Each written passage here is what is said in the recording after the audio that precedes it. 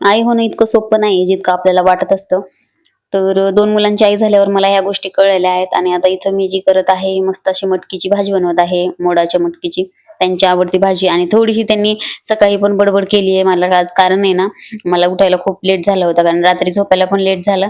त्यामुळे मग उठायला पण उशीर झाला. कारण एखादं फिल्म वगैरे बघत बसला ना, पिक्चर वगैरे, तर थोडासा लेट होतोच होतो. आणि इथे मी कढीपत्ता, थोडीशी कोथिंबीर, थोडासा कांदा चिरून भाजून घेतलाय आणि इथे थोडेसे काजू घेतले. त्यामुळे काय होतं, ग्रेव्ही छान येते. आणि कोथिंबीरच्या ज्या काड्या असतात ना, एकदम नॉर्मल अशा, जास्त मोठ्या नाही, नॉर्मल अशा, तर त्या काड्याची ग्रेव्ही बनवायची. टेस्ट पण छान येते आणि लागायला पण खूप छान लागतं आणि ग्रेव्ही पण बनते त्याची. अशा पद्धतीने आता तेल कढईत टाकून घेतले आणि त्यानंतर थोडासा मसाला वगैरे आपल्याला ऍड करायचा आहे. सगळ्यात अगोदर मी खोबऱ्याचं किस टाकले, त्याला तडका मारून झाल्याच्या नंतर थोडंसं ती जी ग्रेव्ही आपण वाटून घेतली होती ती टाकली आहे आणि थोडंसं त्याला शिजवून द्यायचंय ताट झाकून. त्यानंतर हळद, मसाले, जी काही आपल्याकडे काळा मसाला, हळद, हिंग वगैरे सगळं टाकून घ्यायचंय. त्याच्यानंतर जी आपण मटकी मी जी आहे ती उकडून घेत असते साईडला, मग त्याच्यानंतरच ती ग्रेव्हीमध्ये टाकत असते. तर ते करून घेतलं.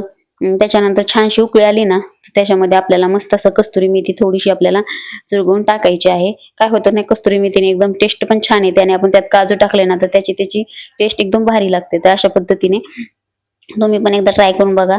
तर भाजी एकदम छान होते. छानशी उकळी आल्यानंतर थोडीशी कोथिंबीर बिरबिरायची आणि आता ही भाजी थोडंसं ठेवायची साईडला मीठ टाकून.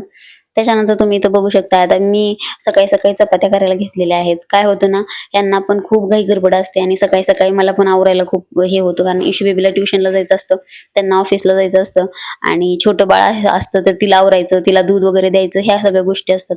त्यामुळे ना कधी-कधी होतं मला मागं-पुढं. आता ही घाई-गडबडीमध्ये पीठ वगैरे मळले आणि घाई-गडबडीमध्येच मी 4 पदरी चपात्या करत असते आणि ह्या चपात्या आहेत ना, एकदम भारी फुगतात, कधी-कधी फुलतात आणि असं घाई-गडबडीमध्ये थोडंफार होतं इकडे-तिकडे. तर तुम्ही बघू शकताय, छानशी अर्धी चपाती फुगलेली आहे. मला चपातीने नाराज नाही केलं आणि बऱ्यापैकी अशा छान चपात्या होतात नेहमीच. आणि जर अशी फुलली ना तर एकदम भारी वाटतं आणि खायला पण छान लागते चपाती. त्यामुळं ह्या अशा चपात्या बनवून झाल्याच्या नंतर त्यांचा जो डबा आहे तो मी पॅक करायला घेतला आणि ही भाजी बघू शकताय तुम्ही, ग्रेव्हीची एकदम भारी बनते. एकदा तुम्ही नक्की तशी ट्राय करा.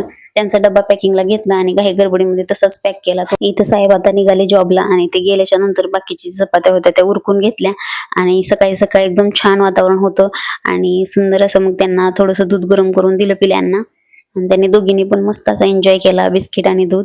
अशी होती आमची गडबडीची सकाळ. तर चला आपण भेटू नेक्स्ट व्लॉग मध्ये, तोपर्यंत बाय.